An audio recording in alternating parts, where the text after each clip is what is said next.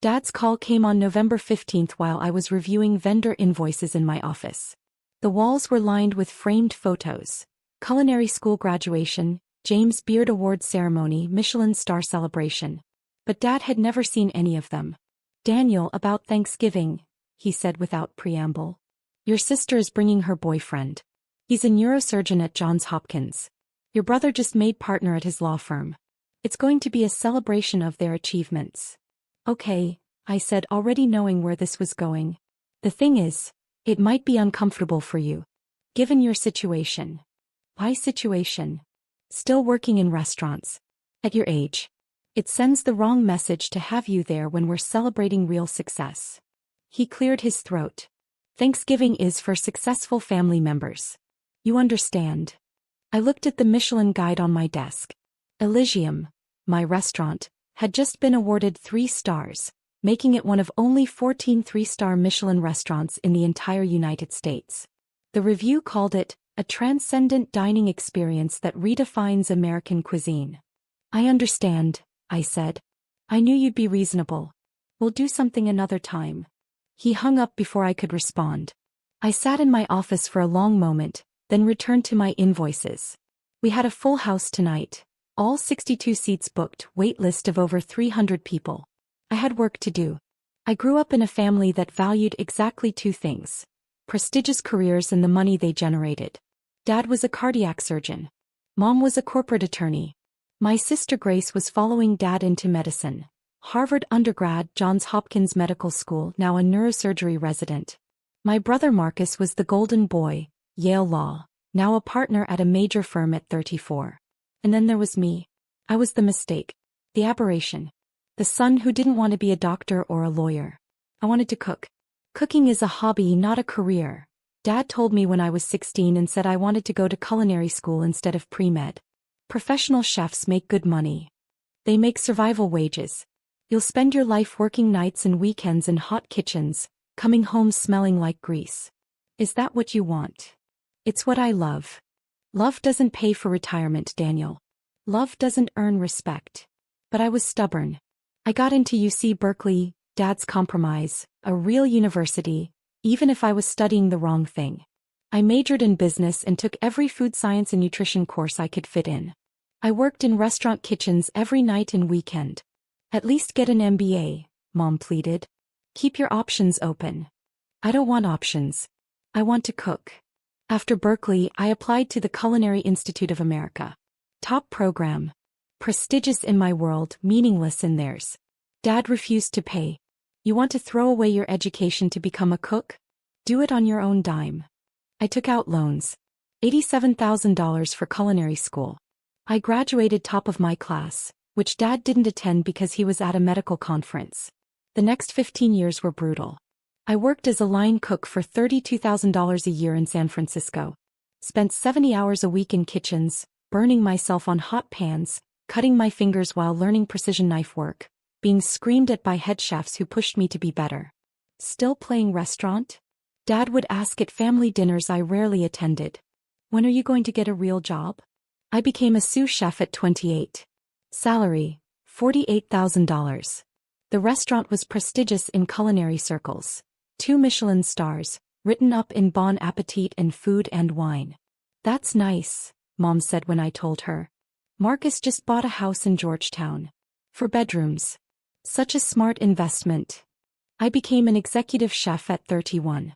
Salary, $85,000. The restaurant was one of the best in San Francisco. We were competing for Michelin stars, featured in travel magazines, drawing food critics from across the country. "Executive chef," Dad said at Christmas dinner. "So you're manager now? Maybe there's hope you'll move into the business side. Restaurant management is at least respectable." "I'm the head chef. I create all the dishes, manage the kitchen." Grace just finished a 72-hour shift in the OR. She saved 3 lives this week. Dad turned to my sister. "Tell everyone about the pediatric case." I stopped trying to explain. At 33 I did something crazy.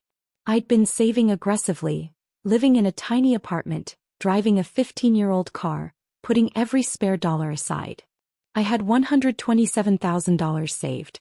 I took out another $340,000 in loans secured against my future earnings. I opened my own restaurant, Elysium. 62 seats. Located in a converted firehouse in Soma. I was the owner, the executive chef, and often the guy who cleaned the bathrooms at 2 a.m. My family was horrified. You took out how much in loans? Mom asked. Daniel, that's financial suicide. What if it fails? It won't fail. 90% of restaurants fail in the first year. This one won't. Dad was more direct. You're 33 years old. Your siblings are building careers and wealth. You're hundreds of thousands of dollars in debt, working 80-hour weeks for no salary, betting everything on a restaurant in one of the most expensive cities in America. He shook his head. This is the worst decision you've ever made. We'll see, I said. What my family didn't understand was that I wasn't just opening a restaurant. I was creating something extraordinary. I spent 6 months developing a menu that told a story. California ingredients prepared with French techniques and Japanese precision. 24 carefully curated dishes. Every plate was art. Every flavor combination was intentional. I hired the best sous chef I could afford. A woman named Rachel who'd trained at Noma and shared my vision. I brought in a sommelier who'd worked at the French Laundry.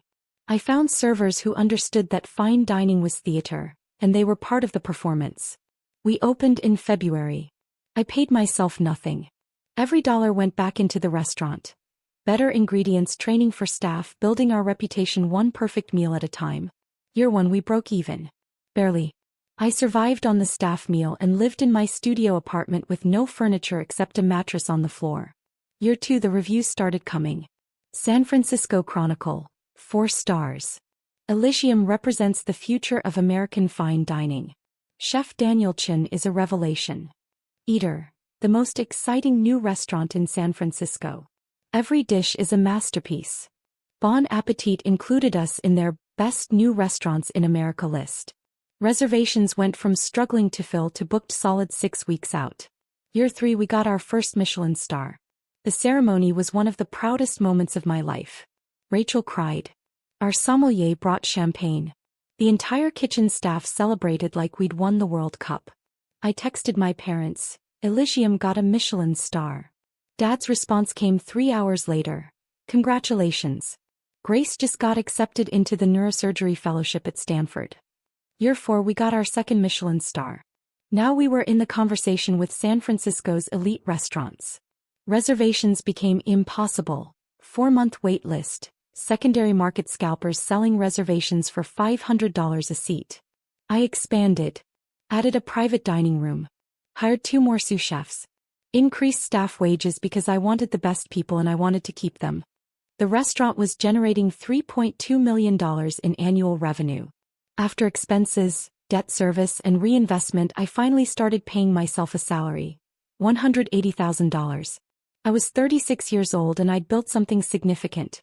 But at family dinners, the conversation still revolved around Marcus's latest case and Grace's surgical innovations.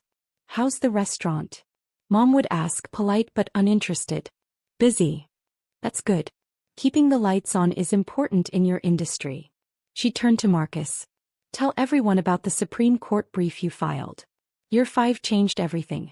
The Michelin Guide announced their ratings in September. I got the call from our PR contact. Daniel, I'm not supposed to tell you this yet, but you need to be at the ceremony. We won our 3rd Michelin star. 3 stars. The highest honor in culinary excellence. The pinnacle of the profession. In the entire United States, there were only 14 3-star Michelin restaurants. I was now in the company of the French Laundry Alinea Le Bernardin. The awards ceremony was invitation only. The entire team went, 23 people who'd poured their hearts into making Elysium extraordinary. When they announced our 3rd star, Rachel grabbed my hand so hard it hurt. The room gave us a standing ovation. James Beard Award nominations followed. I won Best Chef, West 3 months later. Food critics called me a genius. Travel magazines listed Elysium as a bucket list destination. Food pilgrims came from Japan, France, Australia, willing to pay $650 per person for our tasting menu. The New York Times food critic gave us 4 stars. one of only 9 restaurants in America to hold both 3 Michelin stars and 4 New York Times stars simultaneously. Revenue hit $4.7 million annually. After expenses, I was taking home $440,000 a year. I'd paid off all my loans. I'd started investing in other restaurants. 3 more concepts in the Bay Area, each successful. My net worth, $2.8 million and growing. I bought a beautiful loft in Potrero Hill with a view of the bay. I bought a Tesla. I traveled to Copenhagen, Tokyo, and Paris during our rare closure weeks, eating at the world's best restaurants and bringing back inspiration. But I never told my family any of this. At Christmas, Grace announced her engagement to a cardiac surgeon. Everyone celebrated.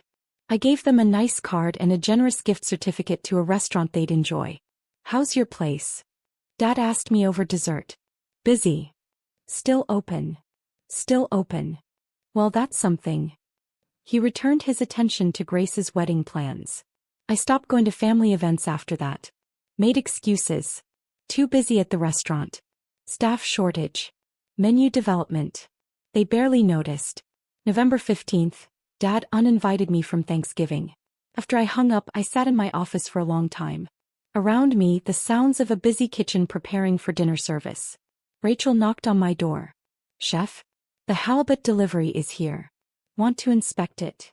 Be right there." I pushed thoughts of my family aside and did what I always did.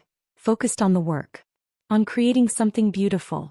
On giving our guests an experience they'd remember forever. That night we served 62 guests. Every dish perfect. Every service moment choreographed. A couple got engaged at table 14. An elderly woman celebrating her 80th birthday cried when she tasted the dessert course. This was my family now. The guests. The work. On November 20th, my reservations manager Sarah knocked on my office door. "Chef, we have a VIP reservation request for Thanksgiving night. We're fully booked." "I know. But this is a party of 8 with the last name Chen." The person who called said they were willing to pay premium. My hand froze over my keyboard. "Chen. I thought you might want to know given your last name. Could be relatives." I pulled up the reservation inquiry. The name, David Chen. My father's name. The reservation notes, celebrating family success. Bringing guests who appreciate fine dining. Request best table. Will pay premium rate for Thanksgiving. My father, who just uninvited me from Thanksgiving, had made a reservation at my restaurant. He had no idea I owned it. Elysium didn't have my name anywhere public. The restaurant was registered under my LLC. Press coverage mentioned Chef Daniel Chen, but Dad had never read a food magazine in his life. He didn't follow restaurant news. To him, restaurants were just places to eat, indistinguishable from one another except by price. "Sarah," I said carefully, "accept the reservation. Best table, table 1 by the window. Premium Thanksgiving tasting menu. Whatever they want." She nodded. "Should I mention you're the owner?" "No. Don't mention anything." After she left, I allowed myself a small smile. I spent the next week preparing the most extraordinary Thanksgiving menu I'd ever created. Traditional elements, elevated. Heritage turkey from a farm in Sonoma, dry-aged for 14 days, served 3 ways.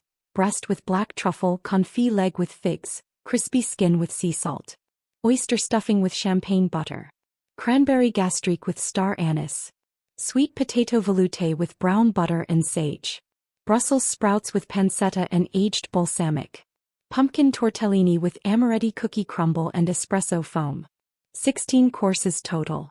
Each one a small, perfect expression of Thanksgiving traditions reimagined. I brought in the entire team for a prep meeting 5 days before Thanksgiving. "This is important," I told them. "We're going to execute the best Thanksgiving service we've ever done. Every detail matters. Every plate needs to be perfect." Rachel gave me a curious look. "Special occasion?" "Very special. We practiced plating. We tasted every sauce. We refined timing down to the second. The servers rehearsed their presentations. The sommelier curated wine pairings for each course. By Thanksgiving morning we were ready. Thanksgiving evening, 6:45 p.m. The dining room was elegant and understated. Exposed brick walls, soft lighting, linen tablecloths, fresh flowers on every table.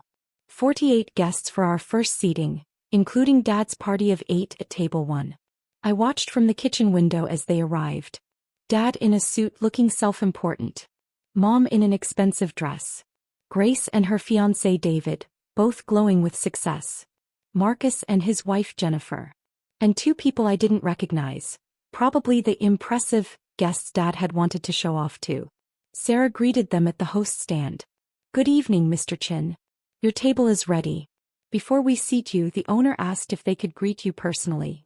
Dad looked pleased. "Of course. We appreciate fine dining establishments that understand service." "Wonderful. One moment." Sarah disappeared toward the kitchen. I took off my chef's coat and put on the dark suit jacket I'd hung in my office. Straightened my tie. Took a breath. Then I walked out into the dining room. Dad saw me first. His expression went from anticipation to confusion to shock in about 2 seconds. "Daniel." "Hello, Dad. Welcome to Elysium." Complete silence from their group. 8 people staring at me like I'd materialized out of thin air. "What are you doing here?" Mom asked. "I work here." I smiled. "Actually, I own here. Elysium is my restaurant." Dad's face went through several colors. This is your restaurant?" "For the last 5 years, yes." I gestured to the dining room. "All 62 seats. Would you like to see the kitchen?" "This is Elysium," Grace said slowly. "This is one of the best restaurants in San Francisco." "This is a 3 Michelin star restaurant," Marcus finished. His voice was stunned. "You own a 3 Michelin star restaurant." "I'm also the executive chef. I create every dish on the menu." I looked at Dad. "So yes, I still work in restaurants. But I think my situation has improved somewhat since we last spoke." The 2 guests Dad had brought, a distinguished older couple, were looking at me with recognition. The woman stepped forward. "You're Chef Daniel Chin? We drove up from Los Angeles specifically to dine here. We've been trying to get a reservation for 8 months." "I'm honored," I said, shaking her hand. "I hope tonight's meal exceeds your expectations." Dad still looked like he might faint. "But, you never said. You never asked." I kept my voice pleasant, professional. "You knew I worked in restaurants. You knew I opened my own place 5 years ago. You didn't know it was successful because you never inquired further. You assumed I was failing because in your world, chefs are failures." "That's not," Mom started. "Mom, Dad uninvited me from Thanksgiving dinner because my presence would send the wrong message, while celebrating Grace and Marcus's success." I looked around at their faces. Meanwhile, I run a restaurant that generates $4.7 million in annual revenue. I employ 43 people. I hold 3 Michelin stars, the highest honor in culinary excellence. I won a James Beard Award. The New York Times gave us 4 stars. We have a 4-month wait list for reservations. Marcus was pulling out his phone. I could see him frantically Googling. His face went pale as he read. "Daniel," he said quietly, "this article says Elysium is one of the 14 best restaurants in America. Depends on the ranking system, but yes, we're consistently in the top 20. It says the tasting menu is $650 per person." "That's correct." "It says." He looked up at me. "It says you're one of the best chefs in the world. Some critics are very generous." Grace's fiancé, the neurosurgeon, stepped forward. "Chef Chin, I've read about your work. Your technique with modernist cuisine while maintaining classical French foundations is revolutionary. I've been trying to get a reservation for my parents' anniversary for months." "Send me an email," I said. "I'll make sure we take care of them." Dad finally found his voice. "Why didn't you tell us? Would you have believed me?" I asked simply. "If I'd called you 2 years ago and said, 'Dad, I just won my 3rd Michelin star,' would you have understood what that meant? Would you have cared?" He had no answer. "Dad, you told me for 15 years that I was wasting my life. That cooking wasn't a real career. That I'd made a terrible mistake." I paused. "You were so convinced I was a failure that you uninvited me from Thanksgiving so I wouldn't embarrass the family in front of your successful guests." The couple from Los Angeles looked uncomfortable. The wife spoke up. "Mr. Chin, if I may, we spent 8 months on the wait list to eat at your son's restaurant. People fly in from other countries to eat here. Your son isn't just successful. He's one of the most celebrated chefs in America." Dad's face was red. I didn't know. You didn't want to know, I corrected. There's a difference. Every achievement I mentioned, you dismissed it. Every time I tried to explain what I was building, you changed the subject. You were so invested in your definition of success that you couldn't see mine. Daniel, I'm sorry. Don't apologize yet, Dad. You haven't had dinner. I smiled. Tonight you're going to experience what I've built. You're going to eat a meal that will be one of the best dining experiences of your life. You're going to understand exactly what I do and why it matters. And then, after you've experienced it, we can talk about apologies. I gestured to Sarah. Please show the Chin party to table 1. Give them the full Thanksgiving tasting menu with wine pairings. Everything we prepared. Yes, chef. I looked at Dad one more time. Enjoy your meal. I'll be in the kitchen if you need anything. I walked away before he could respond. Back in the kitchen, I addressed my team. Table 1 is my family. They didn't know I owned this restaurant. Tonight we're going to show them what we're capable of. Everyone ready? Yes, chef. The response was immediate, sharp, professional. Course 1 went out at 7:02 p.m. Amuse-bouche, oyster with champagne air and caviar. A single, perfect bite. I watched through the kitchen window as it was served. Dad looked at the tiny oyster shell with confusion. Grace's fiancé immediately understood. This was the beginning of a journey. Course 2. Butternut squash soup with brown butter, sage and a delicate foam. Served in custom bowls with precise garnish placement. Course 3. Wild mushroom tart with truffle and aged parmesan. I could see their expressions changing. Confusion giving way to surprise. Surprise giving way to genuine pleasure. Course 4. Seared foie gras with apple gastrique and brioche. The couple from Los Angeles were taking photos. Discreetly, respectfully. They understood they were experiencing something special. Course 5. Lobster with corn velouté and vanilla butter. Marcus's wife Jennifer said something to the server. I couldn't hear it, but the server smiled and nodded. Course 6. Heritage turkey breast with black truffle. Cooked to exactly 145 degrees Fahrenheit. Sliced thin. Plated with precision that took my sous chef's years to master. Grace put down her fork after the first bite and just sat there for a moment. I knew that feeling when food is so good it stops conversation. Course 7. Turkey confit with fig compote. Course 8. Crispy turkey skin with sea salt and herbs. A playful reference to the best part of Thanksgiving turkey, elevated to art. Course 9. Oyster stuffing with champagne butter sauce. The sommelier was pairing each course perfectly. I'd watched him select wines from our 2,400 bottle cellar, choosing based on flavor profiles that would enhance each dish. Course 10. Sweet potato velouté with brown butter and sage. Course 11. Brussels sprouts with pancetta, aged balsamic and hazelnut. Course 12. Cranberry gastrique with star anise, served as a palate cleanser. Dad had stopped looking uncomfortable. He was fully engaged now, present in each moment, experiencing what his son had created. Course 13. Pumpkin tortellini with amaretti cookie crumble and espresso foam. This was the dish that had won me the James Beard Award. Traditional pumpkin pie flavors reimagined as a savory sweet pasta course. Course 14. Artisanal cheese course with house-made accompaniments. Course 15. Pre-dessert. Apple sorbet with cinnamon and maple. Course 16. Final dessert. Deconstructed pecan pie with bourbon ice cream. The entire meal took 3 hours and 40 minutes. Every course timed perfectly. Every plate a work of art. Every flavor combination intentional and surprising. At 10:47 p.m. as they finished their final course, I walked back out to their table. They all looked up as I approached. Dad's eyes were different now. Not dismissive, not pitying, but seeing me clearly for perhaps the first time in 15 years. Chef Chin, the woman from Los Angeles said, standing to shake my hand, that was transcendent. Truly one of the finest meals of our lives. Thank you. That means everything. Her husband stood as well. We've eaten at 11 Madison Park per se linea. This was their equal. Possibly their superior. He looked at my father. Mr. Chin, you should be enormously proud of your son. Dad nodded slowly. I'm beginning to understand that. The couple excused themselves, heading to the lobby. My family remained seated, looking up at me with a mixture of emotions I couldn't quite read. Grace spoke first. Daniel, I had no idea. I mean, I knew you were a chef, but I didn't understand what that meant. This. She gestured around the restaurant. This is art. Thank you. Marcus pulled out his phone. I've been reading about you during dinner.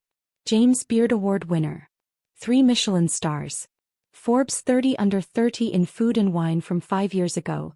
How did I miss that? You weren't paying attention, I said simply. Mom had tears in her eyes. Sweetheart, that meal was... I don't have words. Every dish was beautiful. Every flavor was surprising. I've never experienced anything like that. That's what I do, Mom. That's what I've been doing for 15 years. Creating experiences that move people. That make them feel something. That give them memories they'll carry forever. Dad finally stood up. He looked older somehow, diminished. Daniel, I need to apologize. I know. No, I need to do this properly. He took a breath. I spent 15 years telling you that your passion was worthless. That cooking wasn't a real career. That you were wasting your potential. I was wrong about all of it. Yes, you were. I judged your success by my standards. Degrees, titles, income brackets. I never stopped to understand what success meant in your world. I never asked what a Michelin star was or why it mattered. I never cared to learn. His voice cracked. I uninvited my own son from Thanksgiving because I was ashamed of him. And he's been building something extraordinary the entire time. Dad. I'm not finished. He looked around the restaurant. You created this. You took hundreds of thousands of dollars in debt and turned it into this temple of culinary excellence. You employ dozens of people. You've won awards I didn't know existed. You're literally one of the best in the world at what you do. And I told you it didn't matter. Grace stood up and walked to me, pulling me into a hug. I'm so sorry, Daniel. I should have asked. I should have cared. I've been so wrapped up in my own career that I never stopped to understand yours. Marcus joined us. Little brother, you've been crushing it for years and we were too blind to see it. Mom came next, holding me tight. I'm so proud of you. So incredibly proud. And so ashamed that it took eating here to make me realize what you'd accomplished. Dad was the last to approach. Can you forgive me? I looked at my father. This man who'd driven me to prove myself, who'd doubted me for 15 years, who'd finally understood what I'd built. Dad, I don't need to forgive you. I need you to see me. Really see me. Not as a disappointment or a failure or someone who chose wrong. But as someone who found their calling and pursued it with everything they had. I see you now. Good. That's enough. He pulled me into an awkward hug. He smelled like expensive cologne and the truffle from course 6. I'm sorry I missed so much of your journey. You're here now. That counts for something. We stood there in the dining room of my restaurant. My dream made real. While the last guests finished their meals and my kitchen team began breaking down stations. Dad, I said, pulling back from the hug. I need to get back to work. We have another seating tomorrow and prep starts at 6 a.m. Of course. Can we come back? Maybe when it's not a holiday and we can actually talk. Sure. Call Sarah, my reservations manager. She'll get you in. Not the 4-month wait list? Family gets priority. I smiled. Even family that uninvited me from Thanksgiving. He winced. I deserved that. Yes, you did. The next morning I woke up to 47 missed calls and 203 text messages. Grace had posted on Instagram a photo of one of the courses with the caption, "Last night I learned my brother Daniel is one of the best chefs in America. How did I not know this? So proud and so ashamed I never asked. At Elysium SF is extraordinary. Hashtag 3 Michelin stars, hashtag proud sister." The post had 12,000 likes and hundreds of comments. Marcus had posted on LinkedIn, "Sometimes we're so focused on our own definition of success that we miss the extraordinary achievements happening right next to us. My brother Daniel Chin is the owner and executive chef of Elysium, a 3 Michelin star restaurant in San Francisco. He's a James Beard Award winner. He's one of the best in the world at what he does. And I spent years dismissing his work because I didn't understand it. Lesson learned. Success comes in many forms. Congratulations, Daniel.